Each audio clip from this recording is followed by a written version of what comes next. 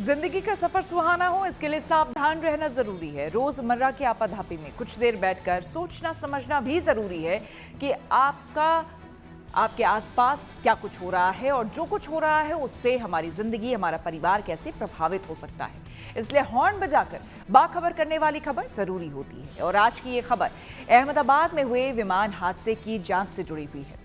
आज सबसे पहले बात उस हादसे की करेंगे जिसकी पूरी देश में चर्चा है। अहमदाबाद में हुए विमान हादसे की जांच शुरू हो गई है। ब्लैक बॉक्स मिल चुका है। ब्लैक बॉक्स में विमान के पैरामीटर्स और कॉकपिट में हो रही बातचीत रिकॉर्ड होती है। जांच एजेंसियों को उम्मीद है कि इससे ये पता चल पाएगा कि आखिरी वक्त में विमान में ऐसा क्या हुआ जिससे विमान टेक ऑफ करते ही क्रैश कर गया।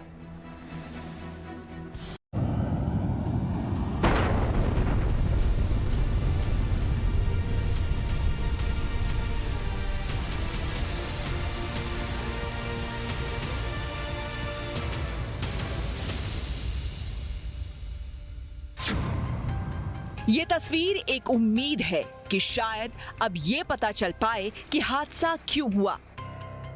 हादसे के करीब 24 घंटे बाद जांच एजेंसियों को ब्लैक बॉक्स मिला है।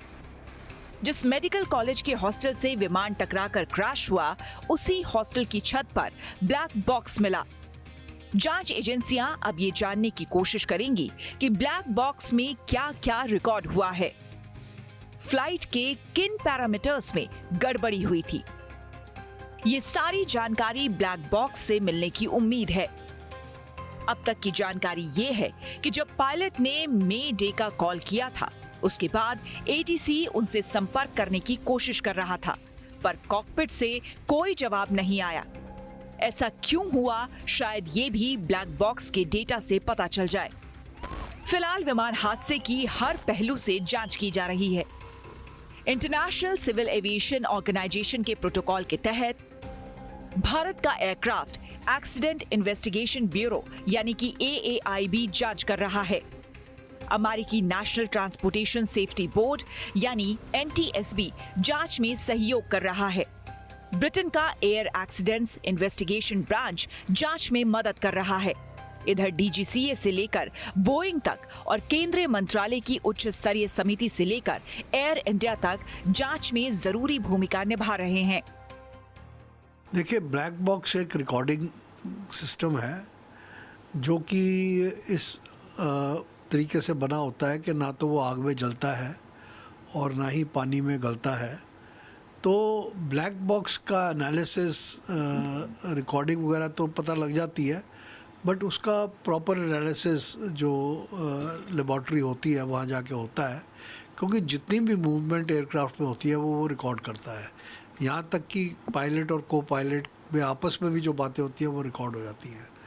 तो ब्लैक बॉक्स एक बहुत ही इम्पॉर्टेंट वो है, और इन्वेस्टिगेटिंग ऑफिसर टीम जो है वो सबसे पहले ब्लैक बॉक्स को ढूंढती है। फॉर्चुनेटली ब्लैक बॉक्स मिल गया है, और जो बेस्ट इन्वेस्टिगेटिंग टीम है बोइंग की, जनरल इलेक्ट्रिक की और UK से भी, और आपका DGCA के भी सारे इन्वेस्टिगेटर्स पहुंच गए हैं। तो हमें उम्मीद है कि जल्दी इसका निचोड़ निकलेगा और इसकी असली वजह पता लगेगी। जांच में ये मालूम करने की कोशिश हो रही है कि यह हादसा कैसे हुआ। इंजन फेलियर की वजह से हुआ? क्या विमान के दोनों इंजन एक साथ फेल हो गए? टेक ऑफ करने के बाद विमान के इंजन से थर्स्ट क्यों नहीं मिल पा रहा था? क्या विमान के इंजन से कोई पक्षी टकरा गया था? क्या प्रचंड गर्मी की वजह से विमान का इंजन फेलियर हुआ था? क्या विमान के टेक ऑफ के वक्त पायलट से कोई चूक हुई? टेक ऑफ करने के बाद भी विमान का लैंडिंग गियर यानी विमान के चक्के ऊपर नहीं गए थे। ऐसा क्यों हुआ? क्योंकि विमान के टेक ऑफ करने के तुरंत बाद लैंडिंग गियर ऊपर कर दिया जाता है। क्या इंजन के अलावा विमान में कोई और तकनीकी खामी आई थी? इस एयरक्राफ्ट में 2 इंजन थे। टेक ऑफ करते करते ही थोड़ी देर बाद वो नीचे चला गया। आगे बढ़ने से पहले I must share that all aircraft which are engaged in these commercial operations are capable of sustaining flight even if 1 engine fails. अगर हम लोग सोच रहे हैं कि इसका एक इंजन फेल हो गया फिर भी नीचे चला गया है, ये ज़्यादातर नामुमकिन है।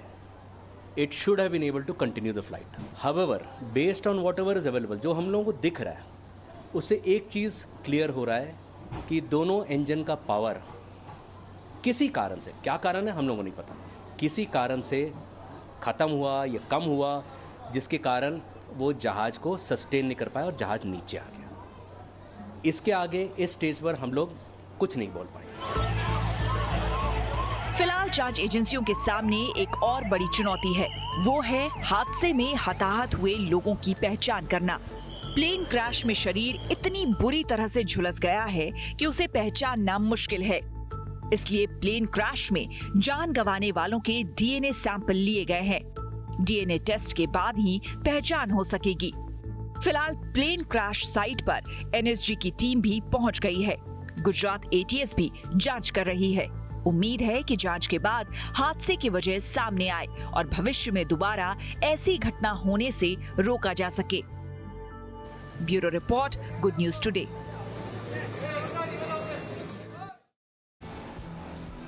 और आइए अब जानते हैं कि क्या हुआ था एयर इंडिया की उड़ान संख्या AI 171 में, जिससे कि पूरा प्लेन बम की तरह ब्लास्ट कर गया। ब्लैक बॉक्स ही अब बताने वाला है कि 265 लोगों की मौत की वजह क्या है। ब्लैक बॉक्स से ही पता चलने वाला है कि उड़ान भरते वक्त कैप्टन सब्रवाल ने मे डे वाली कॉल ATC को क्यों दी थी। और ये ब्लैक बॉक्स अहमदाबाद के उसी हॉस्टल की छत से मिला है, आपको बता दें, जहां पर आकर विमान क्रैश करते हुए गिरा था। ऐसे में ये जानना जरूरी है कि प्लेन के क्रैश होने पर सबसे पहले हादसे के कारणों को जानने के लिए ब्लैक बॉक्स को खोजा जाता है, जिससे ये पता चल सके कि प्लेन क्यों और कैसे क्रैश हुआ है। अब आपको बता दें कि ब्लैक बॉक्स एक ऐसा डिवाइस है जो कि किसी भी विमान या एयरक्राफ्ट में उड़ान के दौरान होने वाली हर गतिविधि और बातचीत को रिकॉर्ड करता है। हालांकि इसका नाम ब्लैक बॉक्स जरूर है, लेकिन असल में इसका रंग नारंगी होता है ताकि दुर्घटना के बाद मलबे में आसानी से ढूंढा जा सके। इस डिवाइस के 2 हिस्से होते हैं, जिनका नाम फ्लाइट डेटा रिकॉर्डर और कॉकपिट वॉइस रिकॉर्डर होता है। ये दोनों मिलकर ही ब्लैक बॉक्स कहलाते हैं। ये विमान की गति, ऊंचाई, दिशा, इंजन की स्थिति, तापमान, फ्लैप्स की पोजीशन जैसे तकनीकी डेटा रिकॉर्ड करता है। इसमें लगभग 25 घंटे तक का डेटा सुरक्षित रहता है। ये विमान के कॉकपिट में पायलट और को पायलट के बीच हुई बातचीत, अलार्म, इंजन की आवाज़ को रिकॉर्ड करता है। ये लगभग 2 घंटे की ऑडियो रिकॉर्डिंग सहेज कर रखता है, जैसे कि ईंधन की मात्रा, हाइड्रोलिक सिस्टम की स्थिति और अन्य तकनीकी जानकारी भी ये देता है। किसी विमान दुर्घटना की जांच में ब्लैक बॉक्स की भूमिका सबसे अहम होती है। हादसे के बाद सबसे पहले जांच एजेंसियां मलबे से ब्लैक बॉक्स की ही खोज करती है। इसका डेटा और ऑडियो रिकॉर्डिंग ये समझने में मदद करते हैं कि दुर्घटना से ठीक पहले विमान में क्या हुआ था, पायलटों ने क्या फैसले लिए, क्या कोई तकनीकी खराबी थी या मानवीय गलती तो नहीं हुई थी। ब्लैक बॉक्स की मदद से दुर्घटना के सटीक कारण का पता चलता है। इससे सुरक्षा उपायों में सुधार किया जाता है। इसके अलावा भविष्य में होने वाले हादसों से बचाव के तरीके अपनाए जाते हैं।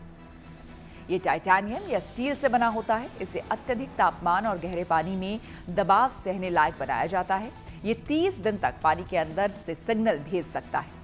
साथ ही आपको बता दें, ब्लैक बॉक्स में एक अंडर वाटर लोकेटर बीकन लगा होता है, जो कि पानी के भीतर 37.5 किलोहर्ट्ज की फ्रिक्वेंसी पर बीप करता है। ये बीप सिग्नल गोताखोरों या फिर खोजी यंत्रों को उसे खोजने में मदद करता है। ब्लैक बॉक्स मिलने के बाद उसे लैब में ले जाया जाता है, जहां डेटा को एक विशेष सॉफ्टवेयर से रीड किया जाता है। इस दौरान सभी रिकॉर्डिंग का विश्लेषण किया जाता है। इसके बाद विशेषज्ञों द्वारा लैब में विशेष सॉफ्टवेयर के जरिए उड़ान के आखिरी पल दोहराए जाने और रिकॉर्डिंग को सुनने के बाद रिपोर्ट बनाई जाती है, जो विमान हादसे के कारणों का पता लगाने में मदद करता है। इस बीच अहमदाबाद में हुए विमान हादसे के बाद प्रधानमंत्री मोदी ने घटनास्थल का दौरा किया और अस्पताल में घायलों और एकमात्र जीवित बचे यात्री विश्वास कुमार से मुलाकात की। इस घटना में पूर्व मुख्यमंत्री विजय रूपाणी समेत 265 लोगों की जान चली गई, जिनमें ब्रिटिश और कनाडाई नागरिक भी शामिल थे। हादसे के कारणों की जांच शुरू हो गई है और मृतकों की पहचान के लिए डीएनए सैंपलिंग की प्रक्रिया चल रही है।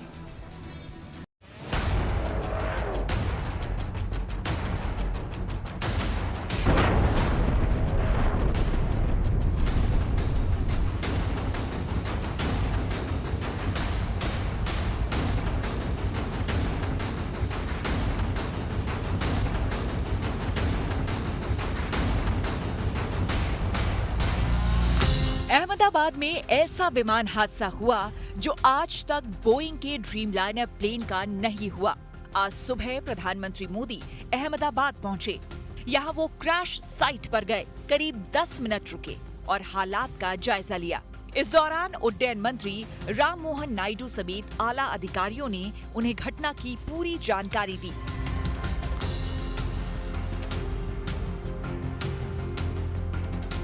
प्रधानमंत्री मोदी ने मंत्रियों और आला अधिकारियों के साथ समीक्षा बैठक की। उन्होंने अधिकारियों के साथ बैठक में हादसे की जांच और मृतकों के डीएनए मिलान में तेजी लाने के निर्देश दिए और गुजरात के दिवंगत पूर्व सीएम विजय रूपाणी की पत्नी अंजलि रूपाणी से मुलाकात की। इसके बाद प्रधानमंत्री मोदी ने सिविल अस्पताल में घायल लोगों से मुलाकात कर उनका हालचाल जाना, घायलों का हौसला बढ़ाया और हर संभव मदद का भरोसा दिया। विमान में सवार 242 लोगों में से सिर्फ एक यात्री भारतीय मूल के ब्रिटिश नागरिक विश्वास कुमार रमेश ही जीवित बचे, जिनका इसी अस्पताल में इलाज चल रहा है। प्रधानमंत्री मोदी ने उनसे मुलाकात कर उनका भी हालचाल जाना। इस भीषण विमान हादसे में विश्वास कुमार रमेश का बचना किसी चमत्कार से कम नहीं है। विश्वास ने बताया कि विमान के उड़ने के तुरंत ही बाद कुछ अजीब सा होने लगा और अचानक 5 से 10 सेकंड के लिए लगा कि सब थम सा गया हो। सर ने पूछा कि कैसे हुआ, तो मैंने उसके बारे में बताया और सब हालचाल पूछा सब, और मेरे नज़रों के सब सामने हुआ था।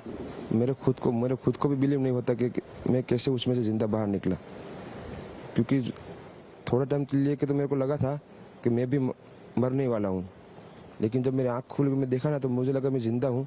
तो मैंने ट्राई किया, जब मेरी सीट थे वो मेरी बेल्ट निकाला, मैंने वो ट्राई किया जहाँ से निकल सकता वहाँ से, तो मैं निकल गया वहाँ से। मेरे नज़रों के सामने एयर होस्टल और दूसरे आंटी अंकल सभी उसमें मैच हो गए थे सभी। टेक ऑफ के बाद 1 मिनट के अंदर ही जब टेक ऑफ हुआ ना तो सडनली 5-10 सेकंड कैसे लगा जैसे स्टक हो गया वो। बाद में से मेरे को लगा कि कुछ हुआ। बाद में प्लेन में लाइट ऑन हो गई, ग्रीन और वाइट।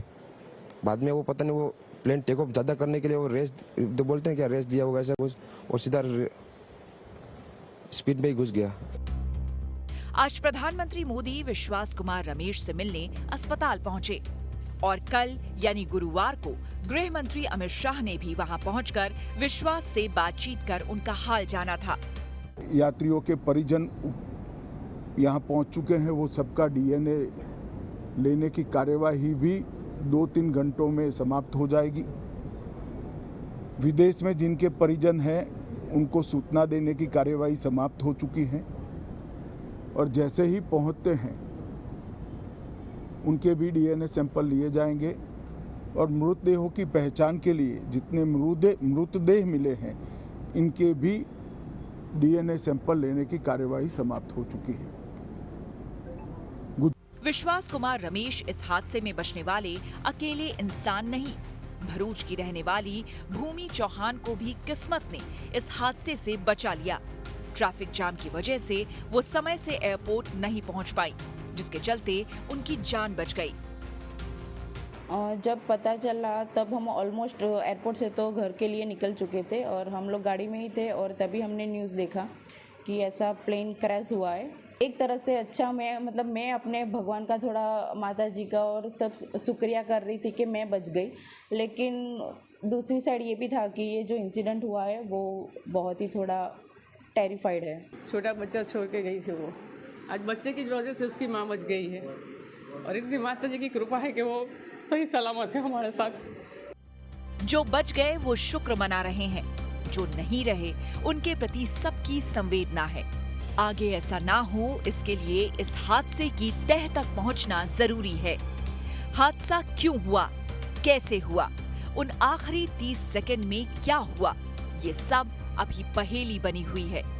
जांच शुरू हो चुकी है, ब्लैक बॉक्स मिल चुका है। उसे डिकोड करने के बाद हादसे की असली वजह शायद पता चल पाए।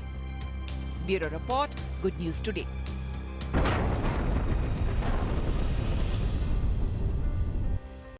और अब आपको दिखाते हैं ऐसी तस्वीरें जिनका जिक्र सरेराह है। ये तस्वीरें सुर्खियों में भी है और सोशल मीडिया पर भी है। इनसे आपका बाखबर होना बेहद जरूरी है, क्योंकि चौराहे पर इन्हीं की चर्चा है और चर्चा सेना और पुलिस के नेक काम की भी है। अहमदाबाद में हुए विमान हादसे के बीच पुलिस ने एक पहल की। दरअसल कुछ पुलिसकर्मी वहां के सिविल अस्पताल में पीड़ित परिवारों को कुछ खाने पीने की चीजें देते नजर आए। असल में गुरुवार को हुए हादसे के बाद से पीड़ित परिवार काफी दुखी हैं। वो अपने परिजन की एक झलक देख लेना चाहते हैं। ऐसे में उन्हें अपने खाने पीने की भी फिक्र नहीं हो रही।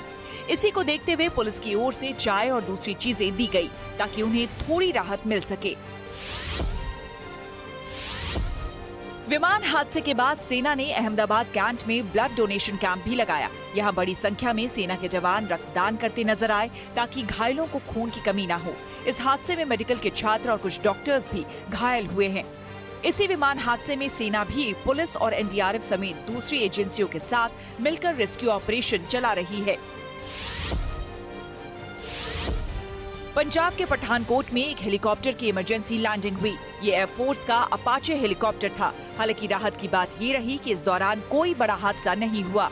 ये इमरजेंसी लैंडिंग नागलपुर इलाके के एक खुले मैदान में हुई। वहीं इसे देखने के लिए कई स्थानीय ग्रामीण भी जुट गए। इस घटना के बाद ये हेलीकॉप्टर फिर से एयरबेस के लिए रवाना हो गया। तमिलनाडु के तिरुनेलवेली में 2 लोगों को गाड़ी पर स्टंट करना महंगा पड़ गया। दरअसल सोशल मीडिया पर एक वीडियो वायरल हुआ था, जिसमें नजर आया कि हाईवे पर चल रही एक कार की छत पर 2 लोग बैठे हैं। ऐसे में ये वीडियो वहां से जा रहे लोगों ने शूट कर लिया। फिर ये वीडियो सोशल मीडिया पर चर्चा में आ गया। बाद में पुलिस ने इनकी इस हरकत पर कार्रवाई करते हुए केस दर्ज कर लिया। ये स्टंट आसपास से गुजर रही कारों के लिए भी खतरनाक हो सकता था। दिल्ली में छोटे सफर के लिए ई रिक्शा को स्वच्छ और किफायती विकल्प माना जाता है, लेकिन इसकी चार्जिंग के नाम पर बड़े पैमाने पर बिजली चोरी की शिकायतें सामने आई है।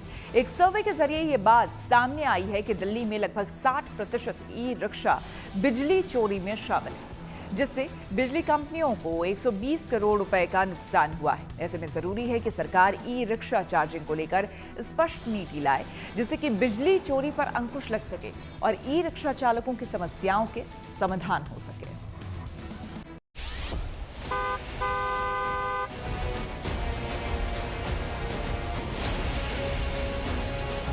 बिजली विभाग कह रहा है रिक्शे से घाटा हो रहा है। ई रिक्शा से क्या घाटा हो रहा है? हम तो सर खरीदते हैं, टैक्स दे करके खरीदते हैं।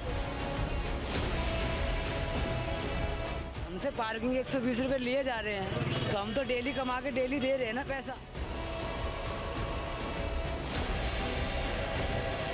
मैं ऐसी जगह चार्ज ही नहीं करता हूँ जहाँ पे गवर्नमेंट को घाटा हो। जहाँ मैं चार्ज करता हूँ वहाँ पे मीटर लगा हुआ है, वो भी कमर्शियल। हमारा ई रिक्शा चार्ज होने में सर 4 से 5 यूनिट उठते हैं, और बाकी चार्जिंग पार्किंग वाले चोरी करते हैं, क्या करते हैं वो उनसे पूछे जाएंगे ना कि हम रिक्शे वाले की क्या कसूर है। हम तो पैसे दे के चार्ज करते हैं। दिल्ली की सड़कों पर दौड़ते ई रिक्शा पर्यावरण के लिए अच्छे और किफायती तो हैं, लेकिन अब इन्हें लेकर नई चिंताएं सामने आई हैं। कुछ रिपोर्ट्स के मुताबिक कई इलाकों में ई रिक्शा को चार्ज करने के लिए बिजली चोरी की जा रही है। गोविंदपुरी जैसे इलाकों में ई रिक्शा चालकों को दुकानों और पार्किंग में बैटरी बदलते देखा गया। बाकी शहरों की तरह दिल्ली में भी लास्ट माइल कनेक्टिविटी के लिए ई रिक्शा सबसे ज़्यादा ज़रूरी जरिया बन गया है। लेकिन सवाल ये उठता है कि दिल्ली की लास्ट माइल कनेक्टिविटी को ताकत और रफ्तार देने वाली ई रिक्शा को ताकत कहाँ से मिलती है। ये चार्जिंग पॉइंट आपको दिखाई देगा हर ई रिक्शा के अंदर, लेकिन ये चार्ज कहाँ हो रहे हैं, इनकी बैटरीज कैसे चार्ज होती है।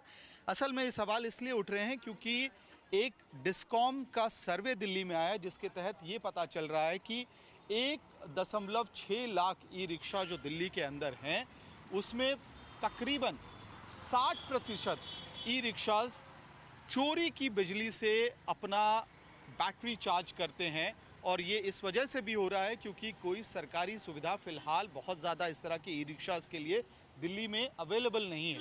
ये भी इस सर्वे से बाहर निकल के आ रहा है कि 1.6 लाख ई रिक्शा दिल्ली में होने के बावजूद 50,000 ही ऐसे ई रिक्शाज हैं जो रेगुलेटेड हैं, जिनके लाइसेंस इशू किए गए हैं। लेकिन इस पूरी व्यवस्था की वजह से सरकार को एक बड़ा नुकसान हो रहा है।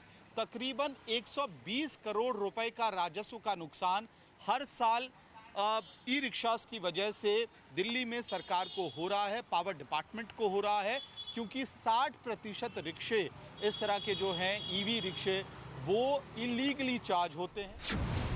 अमूमन सामान्य बैटरी चार्ज करने में तकरीबन 3 से 3.5 घंटे का समय लगता है और 60 से 100 रुपए तक का खर्च आता है, जबकि स्मार्ट बैटरी में चार्जिंग की झंझट नहीं होती। वहीं बैटरी बदलने के लिए करीब 170 रुपए देने पड़ते हैं। ई रिक्शा चालकों का कहना है कि चार्जिंग के लिए लाइन में लगना पड़ता है और जगह भी नहीं मिलती। ऐसे में अगर सरकार कोई नीति बनाती है तो इससे ई रिक्शा चालकों को राहत मिलेगी और बिजली चोरी पर भी अंकुश लगेगा। फिलहाल बिजली चोरी को लेकर गंभीरता से विचार किया जा रहा है और संबंधित विभाग जल्द ही इस विषय में नीति लाने की तैयारी कर रहा है। बता दें कि दिल्ली की सड़कों पर ई रिक्शा की संख्या तेजी से बढ़ती जा रही है। आज की तारीख में ई रिक्शा की अनुमानित संख्या लगभग 1,60,000 है, लेकिन जानकारों की माने तो इनमें से महज करीब 50,000 ही रजिस्टर्ड है। एक सर्वे के जरिए डिस्कॉम्स ने पता लगाया कि दिल्ली में लगभग 60% ई रिक्शा बिजली चोरी में शामिल है, जिससे दिल्ली में 15 से 20 मेगावाट बिजली बर्बाद हो रही है और इसका वार्षिक आर्थिक बोझ लगभग 120 करोड़ रुपए का है। बिजली कंपनियों का दावा है कि सिर्फ चोरी ही नहीं बल्कि अवैध चार्जिंग से जुड़ी लापरवाही से आग लगने, शॉर्ट सर्किट और बच्चों के लिए जानलेवा खतरे भी पैदा हो रहे हैं। ऐसे ई रिक्शा चार्जिंग हब अक्सर खुले मैदानों, पार्कों या सरकारी जमीन पर बिना किसी सुरक्षा के चलाए जा रहे हैं। दिल्ली में आपको जगह जगह इसी तरह से ई रिक्शा चलते हुए दिखाई देंगे, लेकिन सवाल ये है कि आखिरकार ये रिक्शा चार्ज कैसे होता है। क्या नाम है आपका? कब से रिक्शा चला रहे हैं दिल्ली में आप? 2 साल से। 2 साल से। श्यामल मंडल। तो ये इसको चार्ज कैसे करते हैं? चार्ज बिजली से करता हूँ, चार्ज लगाने पड़ता है बिजली से। ई रिक्शा है तो बिजली से ही करते होंगे, लेकिन क्या अपने घर पे करते हैं या किसी प्राइवेट सेंटर? प्राइवेट में पार्किंग में करता हूँ। उसमें कितना पैसा लेता है वो चार्ज करने का? 130 रुपये। 130 रुपये पूरे दिन का। तो क्या आप लोग कैसा चाहते हैं कि सरकार कोई स्कीम भी लेके आए जिसके तहत एक सही जगह पे जाके आप चार्ज कर पाएँ, इसको कोई चार्जिंग पॉइंट बने? इसका कोई जुगाड़ होगा तो सही है, जुगाड़ होना बढ़िया है, सिर्फ पब्लिक के सही होगा। तो मजबूरी में तो हम लोग जहाँ मिलता तहाँ करने पड़ता है, पैसा अगर लग गया तो भी कोई पसंद नहीं, करना ही पड़ता है हम लोग। कोई सेंटर नहीं है इसलिए प्राइवेट के पास जाना पड़ता है। चार्जिंग का कोई सेंटर नहीं है आप लोगों के पास सरकारी जहाँ चार्ज कर पाएँ? नहीं, सरकारी नहीं है। तो अभी कहाँ करते हैं, कैसे करते हैं चार्ज आप लोग? अभी प्राइवेट पे करता हूँ। चार्ज लेता है 130 रुपया लेता है। 130 रुपये लेता है। कि जब चार्ज करने जाते हो तुम लोग तो ये शॉर्ट सर्किट का डर लगा रहता होगा? जी लगा रहता है। हाँ होता है, कभी कभार हो जाता है, हमारे साथ ही हो जाता है हादसा भी हो जाते हैं सर। क्या होता है उसमें? मतलब चार्जिंग में लगाते हैं, मतलब ये तो सरकारी कोई चार्जिंग पॉइंट है नहीं। हम मतलब एक जगह पे पार्किंग टाइप का कुछ है तो वहाँ पे पार्किंग पे चार्ज पे लगाते हैं। 130 रुपये पर डे लेता है, दिन पे जितना भी चार्ज लगा लो। छापेमारी की भी डर रहती है, पुलिस के एक्शन की कार्रवाई? वो तो मतलब उसका लफड़ा है, हमारे इससे कौन लेना देना है नहीं। वो मैनेज करता है। हाँ। RWA और बिजली विभाग के जानकारों का मानना है कि बिजली कंपनियां इस तरह के नुकसान दिखाकर अलग अलग तरह से सरचार्ज लगाकर इसका हर्जाना भी कंज्यूमर से वसूलती है, जो कि सरासर गलत है। इतने बड़े पैमाने पर अगर बिजली चोरी हो रही है तो आरोपियों के खिलाफ कार्रवाई क्यों नहीं होती? ऐसे में इससे इनकार नहीं किया जा सकता कि ये चोरी बिजली कंपनियों की लापरवाही या मिली भगत से हो रही है, जिसके लिए खुद बिजली कंपनियां ही जिम्मेदार हैं। इसकी जिम्मेदारी पूरी बिजली डिपार्टमेंट BSES की होती है। यहाँ टाटा जो भी मतलब जो डिस्ट्रीब्यूशन बिजली कंपनी का पूरा ये है, क्योंकि आपका जो जंक्शन बॉक्स है वो एक तो टोटली सील्ड होना चाहिए ताकि वो डिसजंक्शन बॉक्स हमारी जान माल का नुकसान भी ना करे। अगर टोटली सील्ड होगा तो उसके अंदर पानी नहीं गिरेगा, बरसात आएगी तो कोई हाथ लगाएगा तो करंट नहीं लग सकता है, तार नहीं टूट सकती है, तो उसकी मेंटेनेंस तो इन्हीं के पास है। जाहिर है चार्जिंग के नाम पर बड़े स्तर पर बिजली चोरी की शिकायतें सामने आई हैं और ई रिक्शा चालकों का कहना है कि चार्जिंग में समय लगता है और जगह भी नहीं मिलती। ऐसे में जरूरी है कि सरकार ई रिक्शा चार्जिंग को लेकर स्पष्ट नीति लाए जिससे बिजली चोरी पर अंकुश लग सके और ई रिक्शा चालकों की समस्याओं का समाधान हो सके।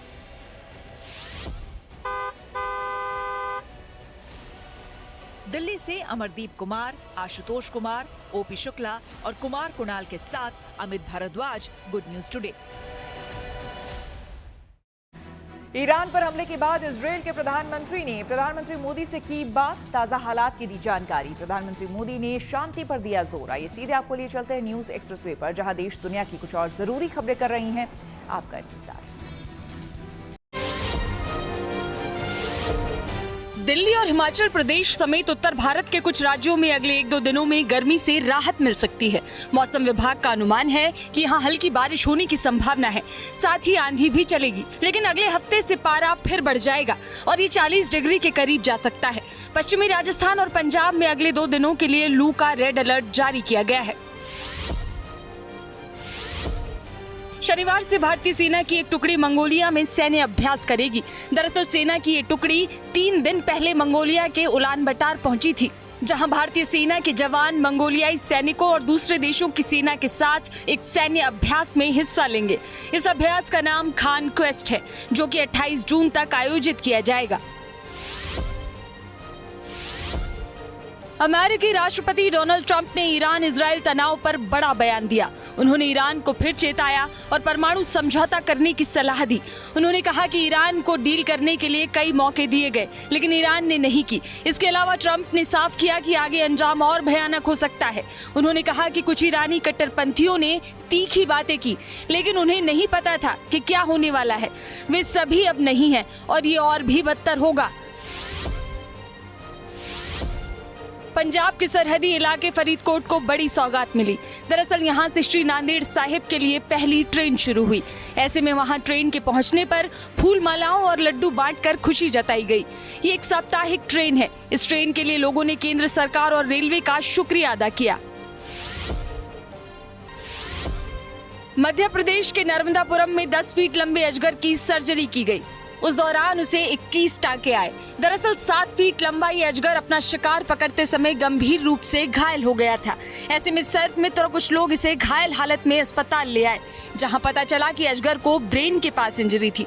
साथ ही मसल्स और स्किन भी बुरी तरह से घायल थी। वो सांस नहीं ले पा रहा था। ऐसे में तुरंत अजगर को ऑपरेशन थिएटर में ले जाकर करीब आधे घंटे तक सफल ऑपरेशन किया गया। न्यूज पर के सफर में अब सोशल अड्डा का रुख करते हैं, जहां आज बात होगी मध्य प्रदेश की राजधानी भोपाल में बने एक अजीबोगरीब ओवरब्रिज की। जी हां, रेलवे लाइन के ऊपर बना ये पुल चर्चा का विषय बना हुआ है। इसकी वजह यह है कि ये पुल रेलवे लाइन के ऊपर लगभग 90 डिग्री के एंगल पर मुड़ा है, जो कि गाड़ी चलाने के लिहाज से काफी खतरनाक है। इतना ही नहीं, इसी रोड पर कुछ और भी टर्न दिए गए हैं जो कि खतरनाक बताए जा रहे हैं। और यही वजह है कि इस पुल को बनाने वालों की समझ पर सवाल खड़े हो रहे हैं। मध्य प्रदेश के पीडब्ल्यूडी मिनिस्टर राकेश सिंह ने इस मामले की जांच की बात कही और इसकी रिपोर्ट तैयार करवाई जा रही है ताकि इस मामले में एक्शन लिया जा सके। इस पुल को लेकर हमने शहर के कुछ लोगों से बात की और उनकी राय जानी। ट्रेनिंग जो दिए हैं इन्होंने, 3 टर्न ऐसे हैं काफी डेंजरस है।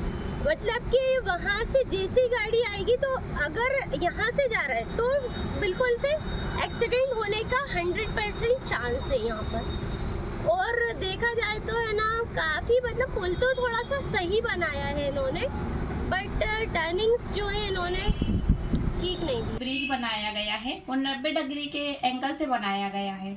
अब उस पर स्कूटी ले जाने में बहुत परेशानी होएगी। ये ब्रिज अब चालू होना नहीं चाहिए और इस ब्रिज में पूरी कार्यवाही होनी चाहिए कि अच्छे से बनना चाहिए। मैंने दुनिया का ऐसा पहला ब्रिज देखा है जो 90 डिग्री के एंगल से बना है। 40 डिग्री के एंगल से बनना चाहिए था इसका, और इस पे अधिकारियों पे कार्यवाही होनी चाहिए और इसको जांच होनी चाहिए और ठीक से इसको बनना चाहिए।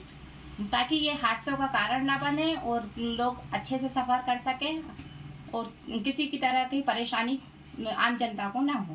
भोपाल के ऐशबाग में अभी जो ब्रिज बनाया गया है उसे 90 डिग्री पे मोड़ा गया है, जिसके कारण बहुत से हादसे हो सकते हैं।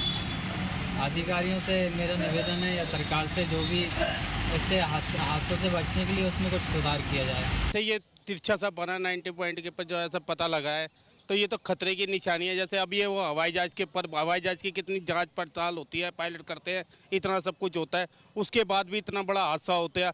और ये तो चीज़ ये देख के दिख रही है, आगे फ्यूचर के अंदर फ्यूचर हमारे को ये दिख रहा है कि इसके अंदर ऐसा ही हादसा आगे ना हो। आज प्लेन के अंदर है, कल इससे हादसा ना हो, तो इसके ऊपर जांच होनी चाहिए कि भाई ये गलत किस तरीके से बना। जैसे कि ये बना हुआ है फ्लाईओवर, देखिए हम लोग कोई इंजीनियर तो है नहीं, लेकिन जिस हिसाब से हमने देखा है व्यू, उसके हिसाब से लगता है कि बहुत डिफ़िकल्ट है। लेट से अगर कोई इसमें हादसा होता है तो ट्रेन भी है, नीचे अपने ऊपर फ्लाईओवर जा रहा है, बहुत बड़ी दुर्घटना होनी चाहिए। इसमें हम देश के प्रधानमंत्री जी से रिक्वेस्ट करेंगे, गुजारिश करेंगे, प्रार्थना करेंगे कि इसको जो है एक अच्छी कमेटी बैठा के जांच कराए कि अगर ये फ्लाईओवर बन रहा है तो कोई समस्या फ्यूचर में तो नहीं आएगी जैसे आज अभी हुआ है। सैमसंग जल्द लॉन्च करेगी नया स्मार्टफोन। टेक्नोलॉजी से जुड़ी ऐसी ही जरूरी खबरों को जानने समझने के लिए आइए आपको लिए चलें डिजिटल गली। एक इमारत में लगी आग के वीडियो को सोशल मीडिया पर अहमदाबाद में हुए विमान हादसे से जोड़कर शेयर किया जा रहा है, लेकिन पीआईबी ने इस वीडियो को शेयर नहीं करने को कहा, क्योंकि ये वीडियो दिल्ली के द्वारका में इसी हफ्ते इमारत में हुए आग हादसे से जुड़ा है। पीआईबी ने कहा है ऐसी अफवाहों पर ध्यान न दें और केवल आधिकारिक सोर्स से ही जानकारी लें। Caller ID verification platform true collar ने एक नया फीचर लॉन्च किया। दावा है कि इससे यूजर्स को फर्जी कॉल से निजात पाने में मदद मिलेगी। इस फीचर के जरिए यूजर्स आसानी से फर्जी कॉल्स की पहचान कर सकेंगे। असल में कंपनी का ये फीचर ट्रू कॉलर के बिजनेस प्लेटफॉर्म के लिए है, जो बढ़ते साइबर अपराध के मामलों पर शिकंजा कसने के लिए लाया गया है।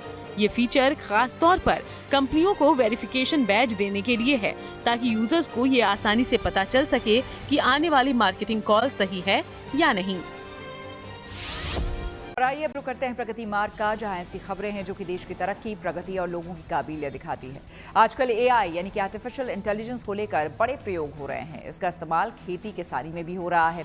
ओडिशा में 21 साल के एक इंजीनियर ने किसानों के लिए ऐसा एआई टूल तैयार किया जो फसलों को बीमारियों से बचाने में मदद करेगा। इसकी कीमत सिर्फ 85 रुपये बताई जा रही है। ऋषिकेश ने बताया कि किसान नो नाम के इस एआई टूल से किसानों को फसलों में कीड़े लगने और माइक्रोबियल अटैक होने की जानकारी पहले ही मिल जाएगी।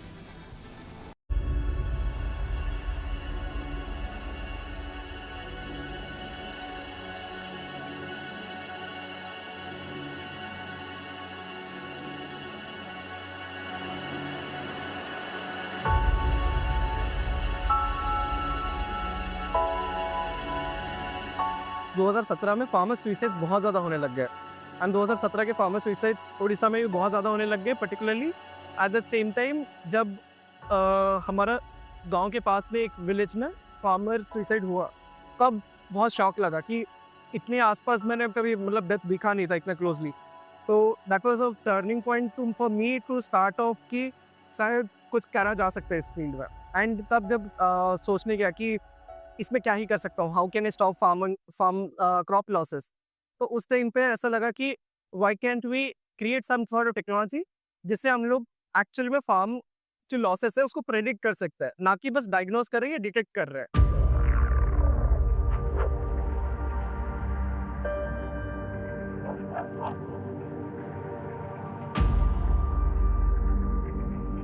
तो प्लांट डिजीज जो हो गया, आपके माइक्रोबियल अटैक्स हो गए या फिर फंगल अटैक्स हो गए जो आंखों को नहीं दिखता है, तो उसको कैसे डिटेक्ट कर सकता है। तो मेजरली ऐसा था कि जब चाइनीज़, रशियन बहुत सारे रिसर्च चल रहे थे, बट तब तक इंडिया में कोई टेक्नोलॉजी से आया नहीं था। तो मैं बोला कि let's build it for India and let's make it something available for the farmers over here. तो 9th क्लास में था एंड इट स्टार्टेड ऑफ। सो पहले डायग्नोज करने गया कि व्हाट एक्चुअली हैपेंस जब एक माइक्रोबियल अटैक हो रहा है। तो I chose the difficult part of it, क्योंकि पेस्ट में अटैक डिजीज, पेस्ट को मैं वैसे भी डायग्नोज कर पा रहा था जो भी टेक्नोलॉजी बनाया था। तो उस स्टेप से शुरू हुआ, 2 साल लग गए उसको पूरा बनाने में। तो अभी अगर सोल्यूशन पे आता हूँ, क्या है सोल्यूशन, कैसे मिल सकता है फार्मर को ये सोल्यूशन। तो एक फार्मर को चार बहुत सिंपल सवालों के क्वेश्चन देने पड़ते हैं, जिसका जवाब देने पड़ते हैं उनको। एक है वो कहाँ रहते हैं, उनका फार्म का एरिया कितना है, उनका फार्म का एग्जैक्ट मुझे लैंड कोऑर्डिनेट चाहिए होता है। तो उनको क्या करना पड़ता है, they just need to request us through a WhatsApp message और एनीथिंग। हमारी टीम वहाँ जाती है, they get a coordinate of that farm and then वो जो कोऑर्डिनेट मिलता है उसके बाद वो सवाल पूछते हैं कि कौन सा फार्म क्रॉप आप करने वाले हो इसमें, ये क्या वो चावल है, क्या वो टमाटर्स है, क्या वो बैंगन है, what ever it is, and उसके हिसाब से we get the input.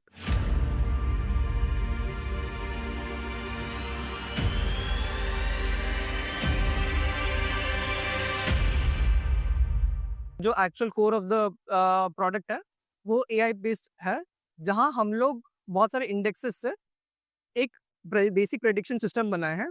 And because of the last जितने भी 10-15 साल के डेटा है, हमें कुछ बहुत सारे डेटा मिले थे, उसके ऊपर ट्रेन किया गया ये पूरा मॉडल को। तो उससे अभी हम कोई भी फार्म फील्ड में we are able to predict कि फार्म में अगर कोई वाटर स्ट्रेसेस है, फार्म में कहीं कहीं पेस्ट आ सकता है, प्लांट डिजीज आ सकती है, माइक्रोबियल्स अटैक कर सकते हैं। हम एग्जैक्ट कोड मतलब लैंड जो क्रॉप उनका रहता है, ये भी पैचेस भी बता देते हैं कि कहाँ अटैक कर सकता है।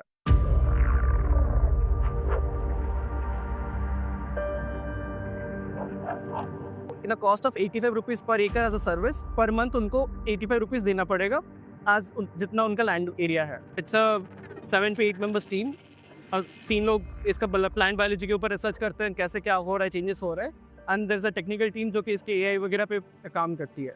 And there are supporters from the government, there are supporters from the industry, investors, advisors, ऐसे करके बहुत लोग जुड़े हुए हैं। न्यूज़ पर आगे है धन बाजार, जहां शेयर बाजार से लेकर कारोबार तक की सभी अहम खबरें होती हैं, जिसका सीधा रिश्ता आपकी आमदनी आपकी जेब से होता है। तो तेज रफ्तार खबरों के बीच ये जरूरी खबरें छूट ना जाए, इसलिए सीधे आपको लिए चलते हैं धन बाजार। ईरान इजरायल के तनाव के बीच शेयर बाजार में भारी गिरावट दर्ज की गई। सेंसेक्स 553 अंक नीचे 81,119 पर लुढ़क गया। वहीं निफ्टी 170 अंक नीचे 24,719 पर खिसक गया। कारोबार के दौरान बैंक और मेटल समेत ज्यादातर सेक्टर्स के शेयरों में कमजोरी देखने को मिली। सोने की कीमतों में लगातार तीसरे दिन तेजी रही और ये रिकॉर्ड ऊंचाई पर पहुंच गया। इजरायल के ईरान पर हमले के बीच सोना प्रति 10 ग्राम 2200 रुपए उछला। इस तरह इसकी कीमत 1,01,540 रुपए हो गई। वहीं 1 किलो चांदी 1100 रुपए चढ़ी और इसकी कीमत 1,08,100 रुपए हो गई। वित्त मंत्री निर्मला सीतारमण इस महीने एक अहम बैठक करेंगी। ये बैठक 27 जून को होगी, जिसमें सरकारी बैंकों के प्रमुख भी शामिल होंगे। इस दौरान बैंकों के वित्तीय प्रदर्शन की समीक्षा होगी और सरकारी योजनाओं के अमल समेत दूसरे कई मुद्दों पर चर्चा की जाएगी। इसी के साथ न्यूज़ पक में मेरे यानी कि श्वेता झा के साथ फिलहाल इतना ही। देश दुनिया की तमाम पॉजिटिव खबरों के लिए आप देखते रहिए गुड न्यूज़ टुडे।